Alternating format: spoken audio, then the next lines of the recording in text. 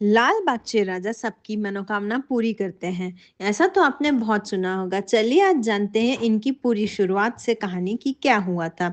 लाल बागचे राजा की शुरुआत की कहानी बहुत ही इंटरेस्टिंग है। 1932 में मुंबई के लाल बाग एरिया में एक बड़ा सा मार्केट था। फिश मार्केट और टेक्सटाइल मार्केट था। उस समय ब्रिटिश गवर्नमेंट ने उस मार्केट को तोड़ दिया था, जिस वजह से फिशरमैन, जो कोली समाज था, और जो मील वर्कर थे वो बहुत ही परेशान हो गए थे। फिशरमैन और मजदूरों ने गणपति बप्पा से मनाया कि यदि वह उनके मार्केट को वापस ला दे और उनको वापस मार्केट मिलने में मदद करे, उनकी यह परेशानी सॉल्व कर दे, तो वह साल में एक बार सार्वजनिक गणपति की स्थापना करेंगे।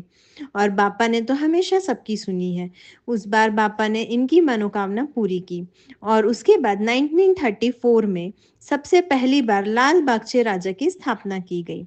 तब से लेकर के आज तक हर साल गणेश चतुर्थी पर लाल बागचे राजा की स्थापना होती है और यह मुंबई का सबसे बड़ा और मशहूर गणपति माना जाता है।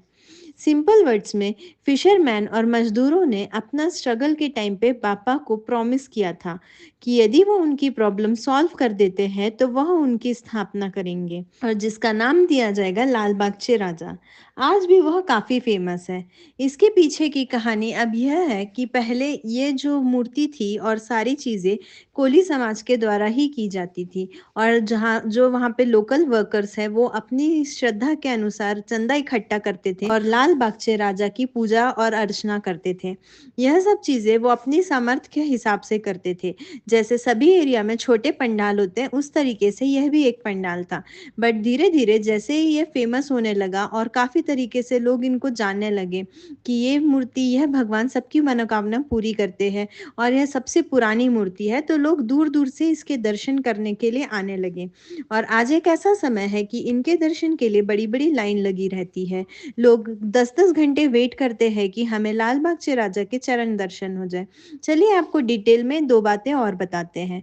यहाँ पे दर्शन दो तरीके से होते हैं। एक होता है मुख्य दर्शन और एक होता है चरण दर्शन, पर दोनों में ही समय काफ़ी लगता है। मुख्य दर्शन में कम से कम 3 से 4 घंटे की लाइन में आपको खड़ा होना पड़ता है, जिसमें आपको थोड़े ही दूर से लाल बागचे राजा की पूरी मूर्ति, पूरी प्रतिमा दिखाई देती है।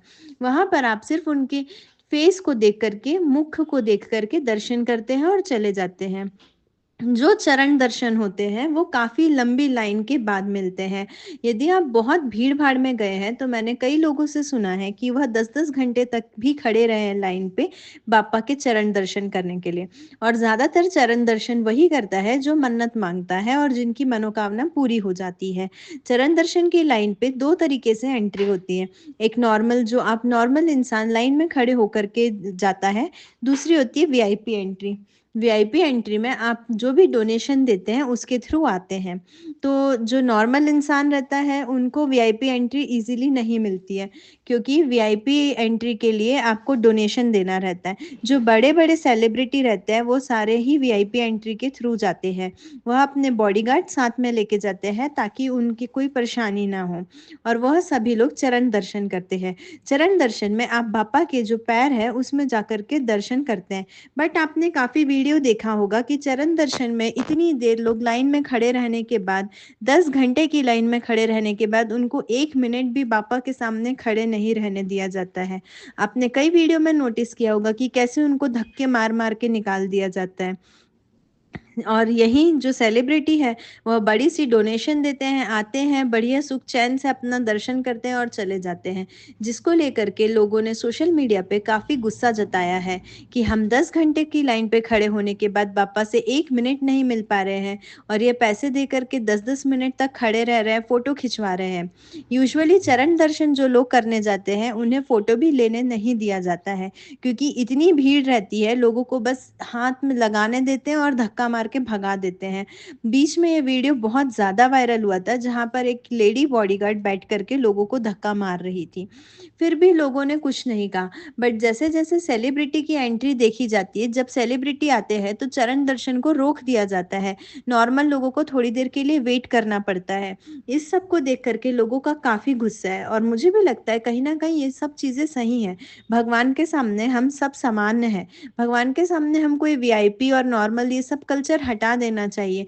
जो लोग इतनी देर से वेट कर रहे हैं, 10 घंटे से खड़े हैं, मज़ाक बात नहीं है, उनकी भी मजबूरी है, वो भी थक चुके हैं। उसके बाद आप उनकी लाइन को ही पॉज़ कर दे रहे हैं ताकि कोई वीआईपी एंट्री करके जाए, तो ये कहीं न कहीं बहुत गलत है और इस बात को हम सबको जुड़ कर के उठाना चाहिए। और ऐसे ही सच कंटेंट के लिए मेरे चैनल को सब्सक्राइब करें और कमेंट सेक्शन में ज़रूर बताएँ कि क्या आप कभी गए हैं लाल बागचे राजा के दर्शन करने और आपकी क्या ओपिनियन है वीआईपी एंट्री को लेकर के? गणपति बप्पा मोरया।